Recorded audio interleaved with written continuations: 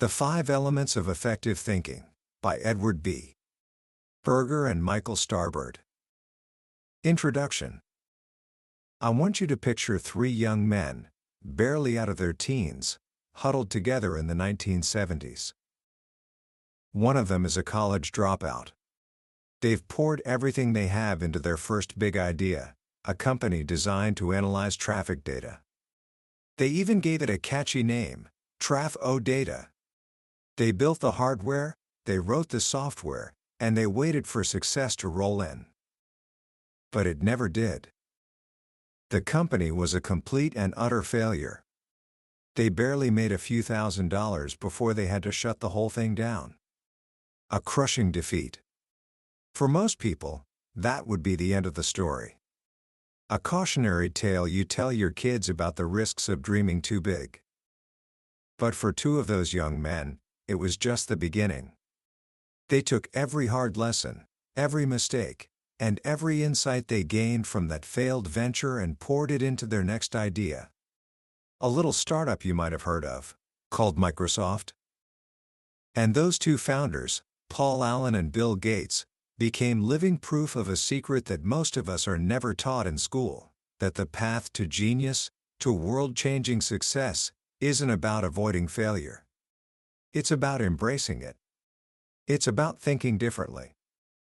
What if I told you that the brilliance of people like Einstein, the creativity of artists like Picasso, and the innovation of entrepreneurs like Steve Jobs isn't some magical, inborn gift? What if it's a set of skills, a collection of mental habits so simple, so practical, that anyone, including you, can learn them?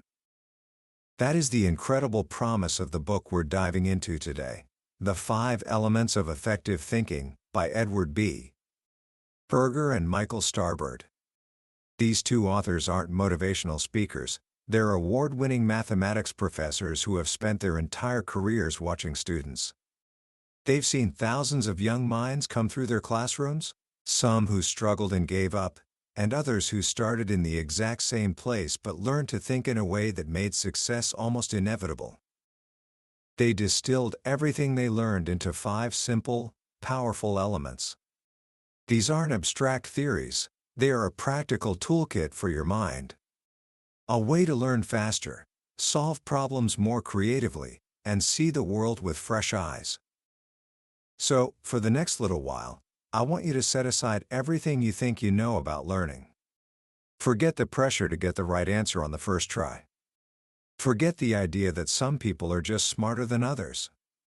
By the end of our time together, you'll have a new framework for thinking, a mental operating system that can fundamentally change how you approach school, your future career, and your entire life. This isn't just about getting better grades, it's about becoming a more effective, creative, and insightful human being. Book summary. So where do we begin this journey? We start on the ground. With the first element, which the authors call Earth. The idea is simple: to build anything tall and strong, you need a rock-solid foundation. And in thinking, that foundation is deep understanding. Now, this might sound obvious. Of course, you need to understand things. But the authors argue that most of us have a very thin, fragile idea of what understanding really means. They tell the story of a student named Silas. Silas studies for hours for his exam. He reads the chapters, he memorizes the facts, and he walks into the test feeling confident. But when he gets his paper back, he sees a big, red 58% at the top. He's bewildered. He tells his professor, "I really knew this stuff. I just made a bunch of stupid little mistakes." And here's the key: Silas really believed he knew it. But his understanding was like a thin layer of ice over a deep lake. It looked solid, but the slightest pressure, a question phrased in a new way, a minor variation on a problem, and it would crack. He had memorized facts, but he hadn't grasped the fundamental principles underneath them. The first principle of the Earth element is to understand simple things deeply. We often think that experts are the ones who know the most complicated things. But the authors reveal a different truth. True masters, whether they're musicians, athletes, or scientists, are the ones who have an ever-deepening command of the basics. They share a wonderful story about a world-renowned trumpet virtuoso named Tony Plog. He was giving a master class to a group of already accomplished young soloists. One by one, they played incredibly complex, difficult pieces, and they played them beautifully. Tony would listen politely, offer some advice, and then he did something unexpected. He asked them to play a simple warm-up exercise. Just a handful of easy notes that any beginner would learn. They played it, and it sounded fine. Childish, even, compared to the fireworks they'd displayed earlier. Then, for the first time, Tony picked up his own trumpet. He played that same, simple phrase. And it was transformed. Each note was rich, full, and alive with meaning. The simple melody became an exquisite piece of music. The contrast was staggering. The huge gap between the talented students and the true master wasn't in their ability to play the hard stuff. It was in their mastery of the simple stuff. Tony explained that deep, nuanced control over the basics is what allows you to play the most difficult pieces with real artistry. This is a lesson for all of us. Before you try to tackle the complexities of calculus, have you truly mastered the simple, elegant rules of algebra? Before you write a complex essay on World War II, do you understand the core human motivations that led to the conflict? Deep work on simple ideas builds true virtuosity in everything. The second part of building this foundation is learning to clear the clutter and find the essential. Life is noisy. Problems are messy. They come wrapped in layers of distracting details, context, and history.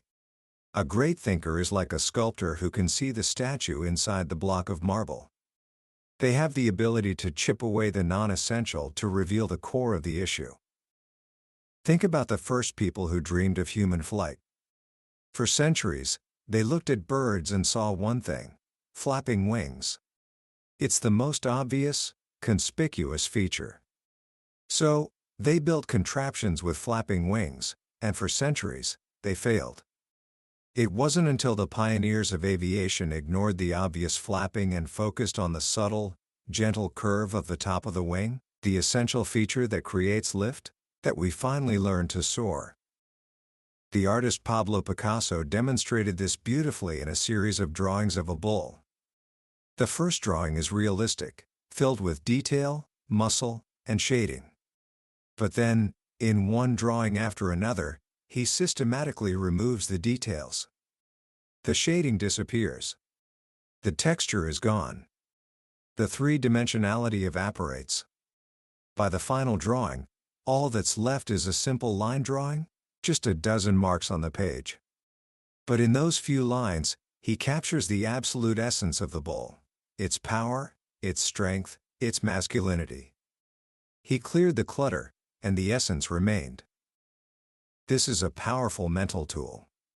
When you're faced with a complicated problem, ask yourself, what's the flapping wing here?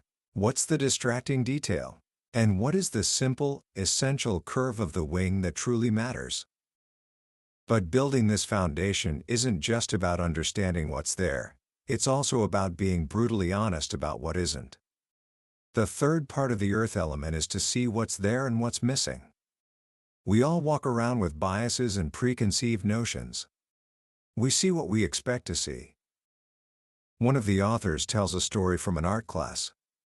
The professor projected an image of a monk, standing on a shore, looking out at a vast, empty sea and sky.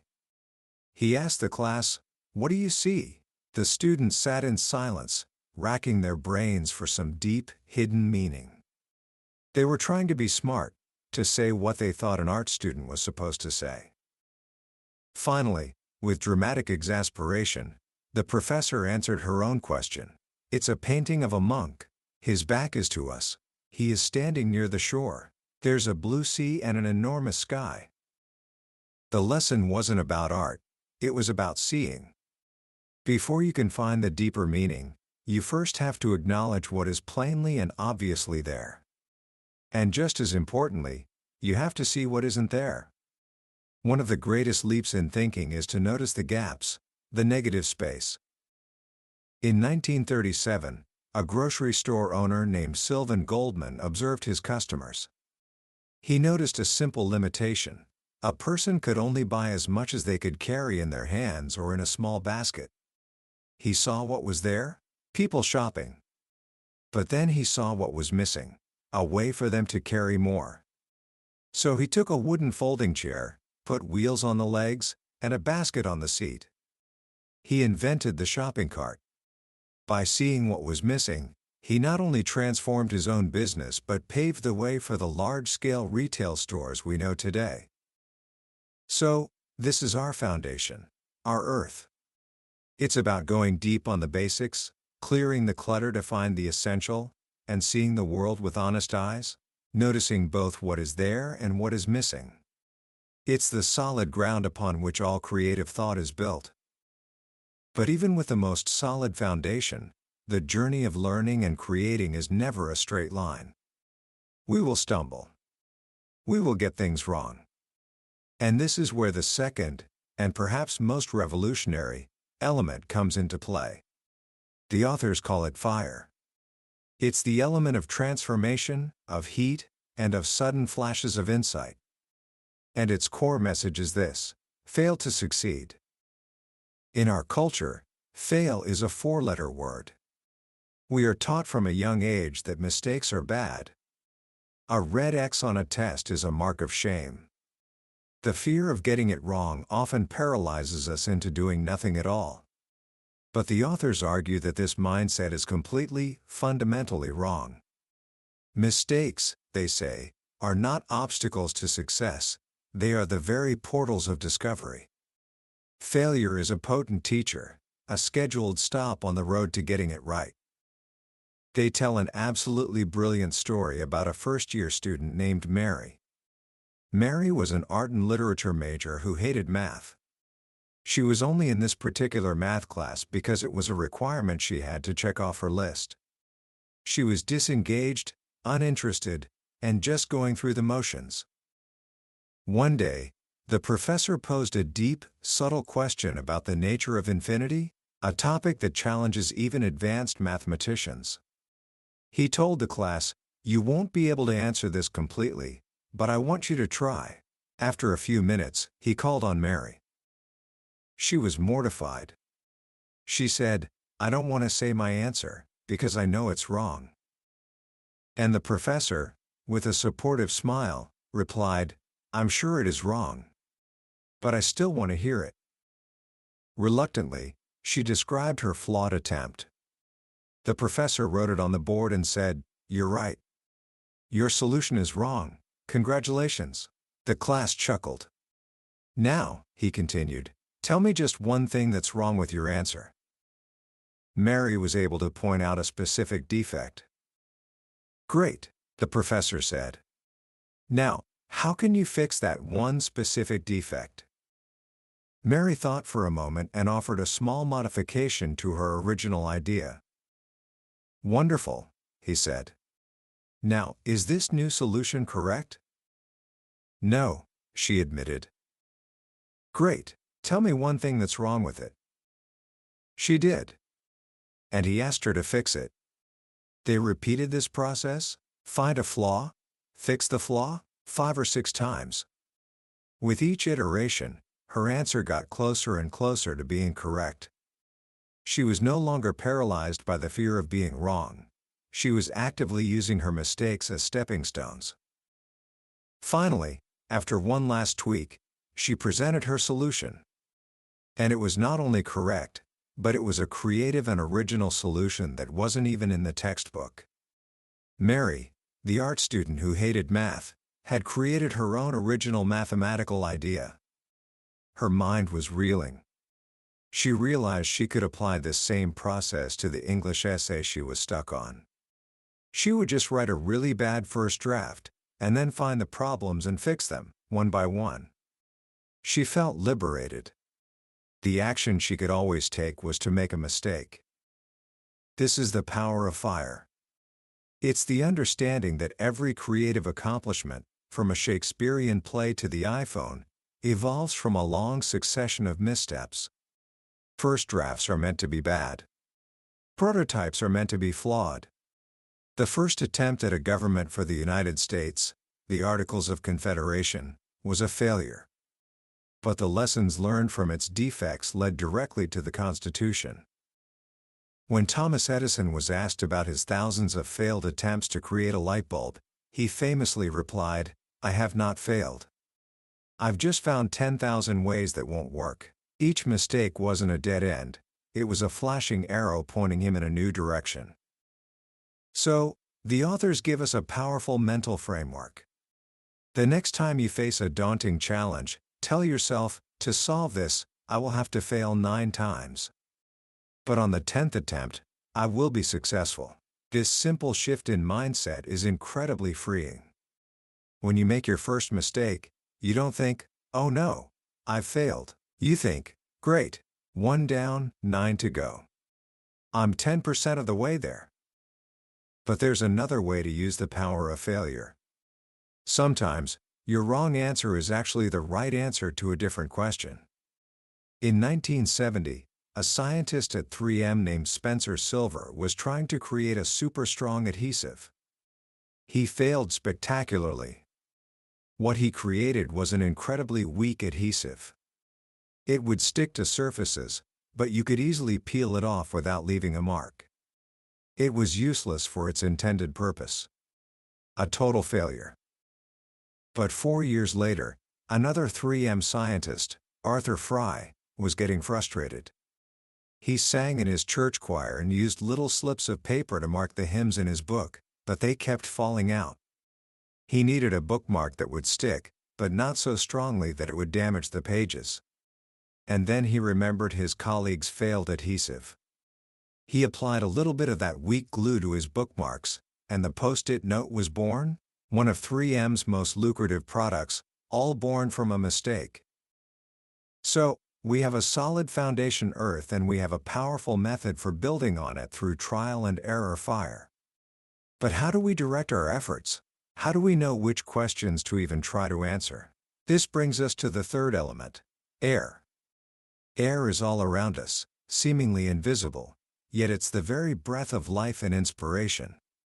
The core idea here is to create questions out of thin air and be your own Socrates. Socrates is one of the most famous thinkers in history, not because he had all the answers, but because he had all the right questions. He led his students to discovery by prodding them, challenging their assumptions, and forcing them to think more deeply. The authors suggest that we can become our own internal Socrates, constantly guiding our own thinking with powerful questions. The very act of creating a question is a profound step toward understanding, even if you never find the answer. Good questions focus your attention on the right issues. They tell the story of the 1986 Space Shuttle Challenger disaster. During the investigation, the brilliant physicist Richard Feynman was on the Presidential Commission. The engineers were presenting complex data about chemistry and mechanics. But Feynman cut through all the clutter with a single, simple question. Noticing that the temperature was unusually cold on the morning of the launch, he asked, "What if we just test the elasticity of an O-ring when it's cold?" In a live, televised hearing, he performed a simple demonstration. He took a small piece of the O-ring material, clamped it with a C-clamp, and dunked it in a cup of ice water. When he removed the clamp, the rubber didn't spring back to its original shape. It remained stiff and deformed. In that one moment, with one simple, basic question, he had revealed the fatal flaw to the entire world. Confident and effective thinkers are not afraid to ask the stupid questions. The basic questions. They don't pretend to know more than they do. When you don't know something, admitting it and asking a question isn't a sign of weakness, it's the fastest path to genuine knowledge. But it's not just about asking questions when you're confused. It's about using questions to push your own thinking further. The most powerful question you can cultivate as a habit is, what if? What if we tried it this way? What if the opposite were true? What if we looked at this from a different perspective? These questions challenge the status quo and open up new possibilities. The authors also stress the importance of asking, what's the real question? So often, we spend our lives trying to answer the wrong questions. A student asks, how can I ace my exam? But is that the real question? Focusing on the test itself is like a person training for a push-up competition by worrying about what shirt to wear on the day of the event. A better question would be, how can I understand this material so deeply that the exam becomes a simple demonstration of what I know? That question leads to different actions, not cramming, but engaging with the material every day. The effective question is the one that leads to productive action. By cultivating this habit of questioning, you become an active participant in your own learning, not a passive receiver of information. When you're in a lecture or a meeting, instead of just listening, you're constantly formulating questions in your mind. What's the core idea here? What's being left out? How does this connect to what I already know? This practice transforms a boring lecture into an engaging intellectual exercise, because you're generating half of the interest yourself. You become your own teacher. So now we have our foundation earth, our method for progress fire, and our compass air. But ideas don't exist in a vacuum. They are connected. They flow from the past, through the present, and into the future. This brings us to the fourth element, water. The key here is to see the flow of ideas, to look back and look forward. No great idea ever springs into existence out of nowhere. The authors use the example of calculus. We think of Isaac Newton as a lone genius who invented calculus in a flash of inspiration. But Newton himself said, "If I have seen further than others, it is because I have stood on the shoulders of giants." The truth is, all the essential components of calculus had been developed by mathematicians over centuries. Newton and his contemporary Leibniz were the ones who saw how all the pieces fit together. They were standing at just the right point in the flow of ideas. When you understand this, learning any subject becomes easier. You no longer see it as a long list of disconnected facts to memorize. You see it as a story, where one idea logically leads to the next. A 1,300-page calculus textbook isn't 1,300 separate ideas. It's really just two fundamental ideas, with the rest of the book being examples, variations, and applications that flow naturally from that core.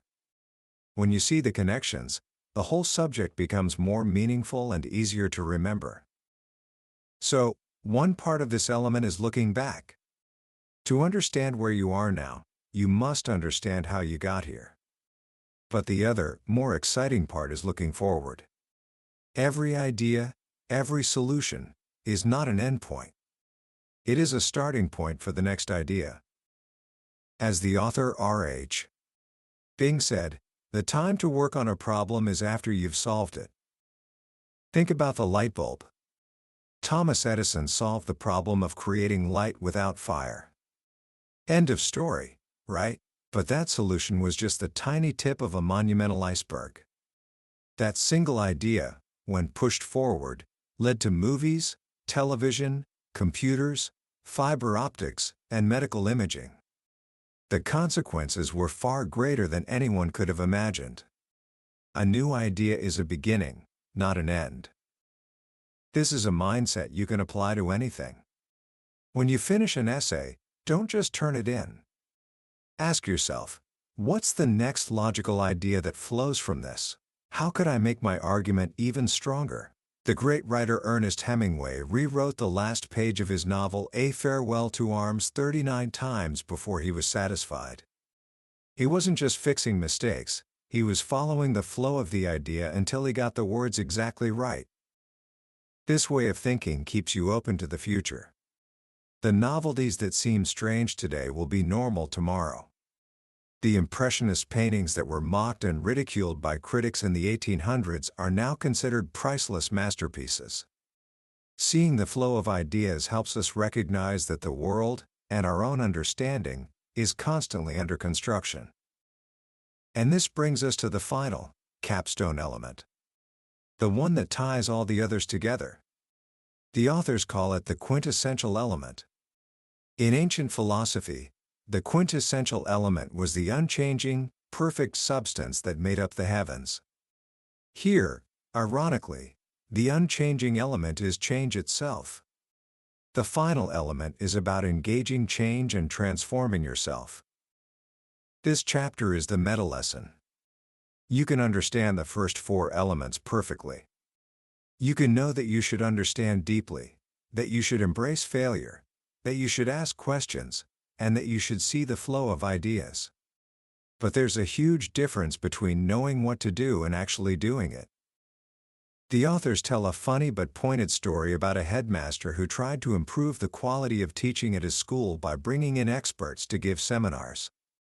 After a few months, he noticed one teacher never attended. He called the teacher into his office and asked why. The teacher replied, "There's no need.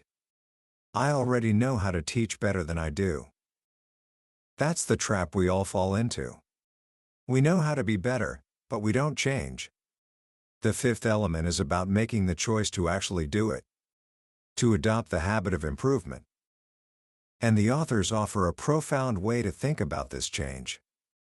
They say that people who perform better aren't just doing the same task better, they are actually doing a different, easier task.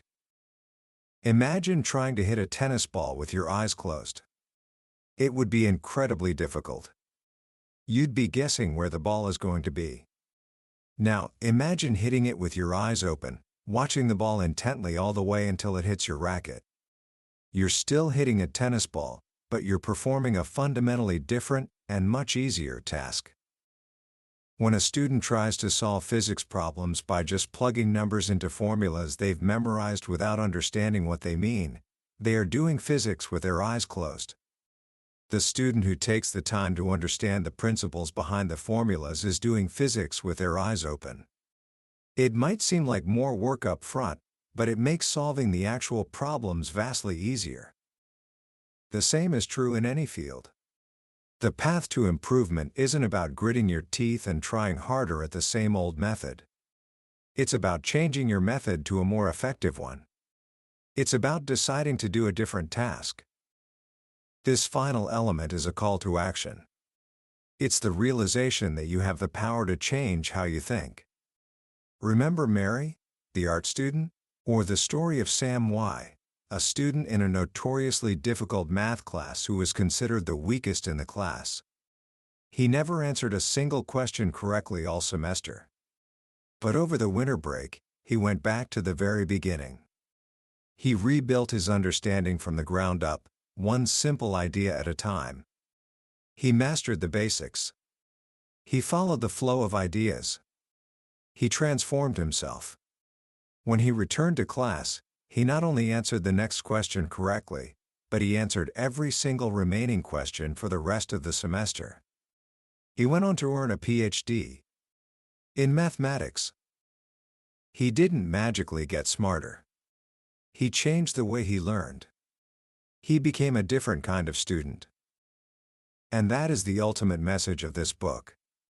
The 5 elements, earth, fire, air, water, and the quintessential element of change, are not just techniques. They are a path to transforming yourself into a more effective, creative, and successful person. They are a reminder that your potential is not fixed. It's something you can build, day by day, thought by thought. Commentary. As we step back and look at the whole picture presented in the 5 elements of effective thinking, what's the one big idea that truly stays with you? For me, it's a message of profound empowerment. The book dismantles the myth of genius.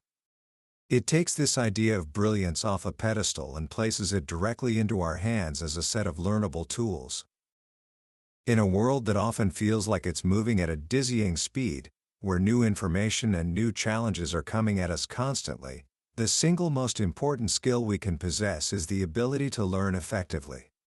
This book isn't just a manual for how to be a better student, it's a guide for how to be a lifelong learner. It's about cultivating a mind that is not just full of information, but is agile, curious, and resilient. The beauty of the 5 elements framework is its simplicity and its interconnectedness. You can't just pick one. They work together like a symphony. The earth of deep understanding gives you a stable ground to stand on. Without it, everything else is shaky. The fire of failure gives you the courage to explore, to take risks, knowing that even a misstep is a step forward. The air of questioning is your compass, guiding your exploration and keeping you from wandering aimlessly. The water of flowing ideas connects your journey to the great story of human thought, reminding you that you are part of something bigger. And finally, the quintessential element of change is the engine that drives it all, the personal commitment to becoming a better version of yourself. So, how can you start putting this into practice right now? Let's not make it complicated. Here are 3 simple actions you can take today to begin your journey. First, master a basic. Pick one thing you're learning right now: a concept in a science class, a chord on the guitar, a skill at work. For the next 30 minutes, ignore everything else and focus only on that one fundamental thing. Don't just review it, try to understand it so deeply that you could explain it perfectly to a 10-year-old. Feel the solid ground of the earth element beneath your feet. Second, fail on purpose. The next time you feel stuck on anything, a homework problem, a creative project, a difficult decision, I want you to intentionally create a bad first draft. Don't try to get it right. Just get something down on paper. Then, look at it not as a failure, but as data. Analyze it. What's wrong with it? Why is it wrong? And what's one small thing you can do to fix it? Embrace the creative power of the fire element. Third, be the questioner. In your very next class, meeting, or even a conversation with a friend, give yourself a secret mission. Your goal is not to have the right answers, but to formulate 3 really good questions in your mind. You don't even have to ask them out loud. Just the act of creating them will force you to listen more actively and think more critically. Breathe in the air element and become your own Socrates. These small actions, when practiced over time, can lead to a profound transformation. They can change you from a passive consumer of knowledge into an active creator of insight. They can help you become the hero in your own life's adventure, someone who meets challenges not with fear, but with curiosity and imagination. That was a summary of the 5 elements of effective thinking by Edward B. Berger and Michael Starbird. We've certainly touched on the core ideas today, but I'll be honest with you. A summary is like looking at a travel brochure. It can show you the beautiful pictures, but it can't give you the feeling of actually walking on the beach. The real magic of a book like this happens in the quiet moments of reading, when a particular story or a simple phrase sparks an idea that feels like it was written just for you. This summary is designed to help you decide if this journey is one you want to take. If anything we've talked about today has resonated with you, I encourage you to grab a copy. Reading it isn't just about learning. It's an experience that can genuinely change the way you see yourself and the world around you. The link to the book is in the description below. Also, if you found this summary valuable and want to continue exploring the ideas that have shaped the most successful minds in the world, please take a moment to hit that like button and subscribe to the channel. That way, you won't miss our next journey into another life-changing book from the billionaire's bookshelf. Let's keep learning and growing together.